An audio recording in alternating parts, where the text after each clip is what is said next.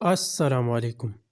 Senior صحافی اور anchor شمال ریڈیو وحید خان تاجک کو جندول پریس کلب صدر منتخب ہونے پر مبارکباد پیش کرتا ہوں۔ امید ہے کہ وحید خان تاجک آزاد صحافت اور قوم کی اہم مسائل کو حل کرنے کے لیے مائک کے ذریعے آواز اٹھائی گئی۔